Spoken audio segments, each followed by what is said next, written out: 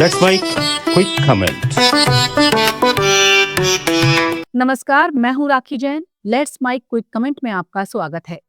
आज हम बात करेंगे एलआईसी और अडानी ग्रुप से जुड़े विवाद पर, जो इन दिनों सुर्खियों में है। विवाद की शुरुआत 24 अक्टूबर 2025 को अमेरिकी अखबार वॉशिंगटन पोस्ट की रिपोर्ट से हुई, जिसमें दावा किया गया है कि भारत सरकार के अधिकारियों ने मई 2025 में एलआईसी को अडानी समूह की कंपनियों में लगभग 3.9 अरब डॉलर यानी करीब 33,000 करोड़ रुपए निवेश करने के लिए दबाव डाला।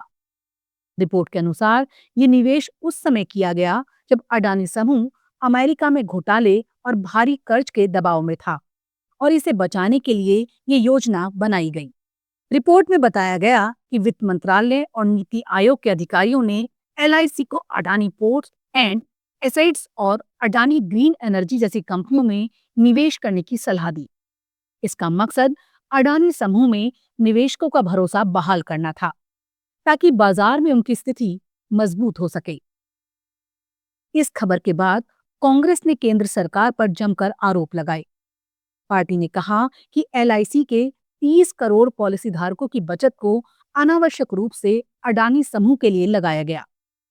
कांग्रेस ने इसे मोदानी गठजोड़ कहा और संसदीय लोक लेखा समिति से इस मामले की जांच की मांग की। वहीं एलआईसी ने इन आरोपों को पूरी तरह खारिज कर दिया।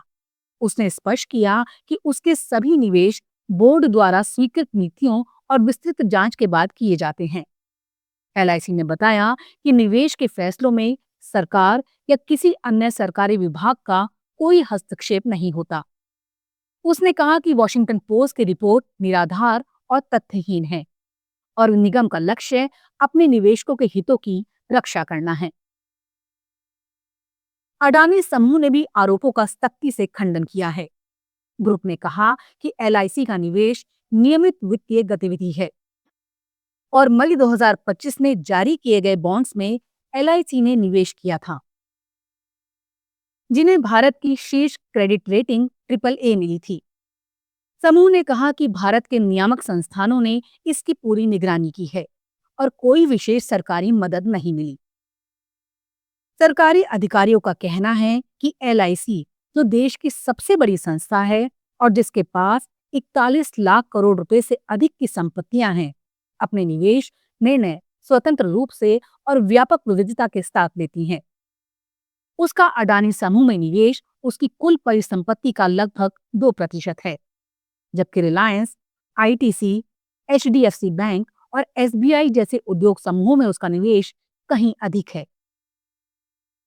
विवाद की पृष्ठभूमि में भी ये है कि अडानी समूह पहले भी वित्तीय आरोपों के चलते विवादों में रहा है।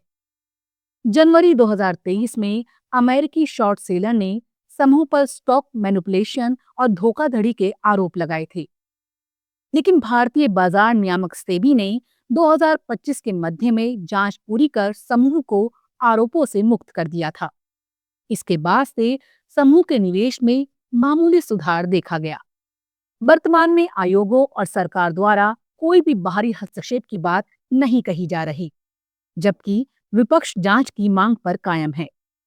ये मामला भारत के वित्तीय तंत्र, सार्वजनिक निवेशों की पारदर्शिता और बड़े उद्योग घरानों पर नियंत्रण की बहस को तेज कर रहा है।